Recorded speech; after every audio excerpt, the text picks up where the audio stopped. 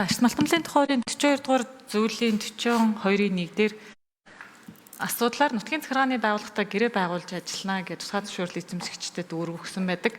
За ингээд газар дээр хэрэгжиж байгаа байдал дээр нэг ийм асуудал байгаа.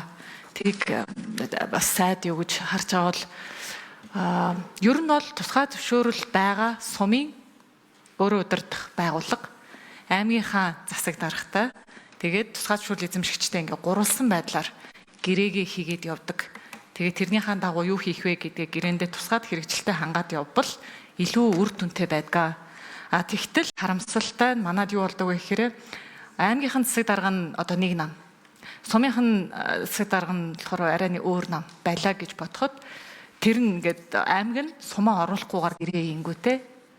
Тэгээ сумандаа тухайн 4 жилд ямар нэгэн байдлаар хөрөнгө оруулалт тавьдаггүй.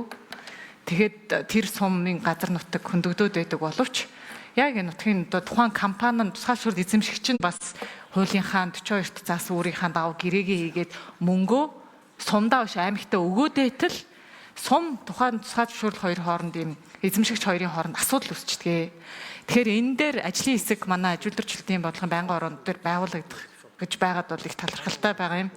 Тэгээ энд бол орж ажиллана.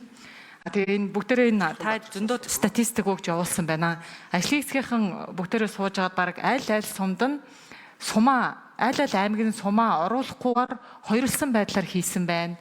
Тэрнийх нь үр дагавар нь юу болов? Аль нь гурвалсан байдлаар хийсэн байна гэдэг нэг ажилчвал зүгээр юм шиг лээ. Тэгээ та ер нь энэ агуулгыг бас сонссон л байх. Ер нь цаашдаа магадгүй 42-1 дээр зөвхөн тусгай зөвшөөрөл эзэмшигч нутгийн захиргааны байгууллагатай гэрээ байгуулж ажиллана гэхгүйгээр сум аймаг хоёрыг хоёулын дэлгэрүүлж зааж өгөх ёстой ч юм уу. Нэг тиймэрхүү тийм санал бол хувийн зүгээс бол байгаа. Тэгээ энэ дээр таны саналыг сонсё.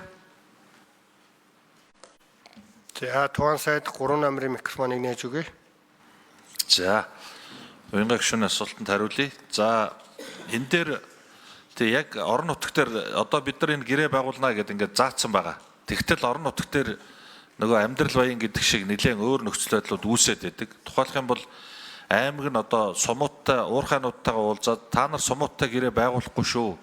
Зөвхөн аймаг мэдэж байгуулах болсон гэдэг ингээд бас шийдэд явдаг асуудалч бий. Тухайлх юм бол Төв аймаг дээр энэ асуудал өнгөрсөн хугацаанд яг тодорхой гарч ирсэн.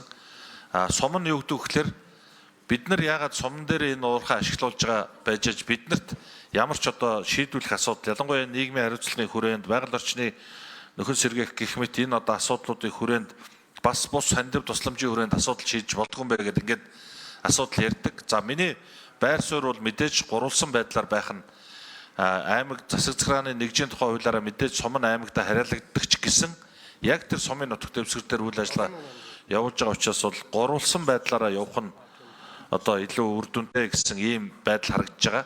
За мөн нөгөө талаасаа за манай зарим сумдууд дээр ажиглагддаг юу гэхээр нөгөө уулуурхайн компанитай өөрсдөө сумын засаг дарга нэг, хурлын дарга нэг, орлогч нэг, байгаль орчны байцаагч нэг ингээд тусдаа очиод янз бүрийн одоо байдлаар хандив тусламж аваад яваад байдаг. Нэлээд их хэмжээтэй авчдаг.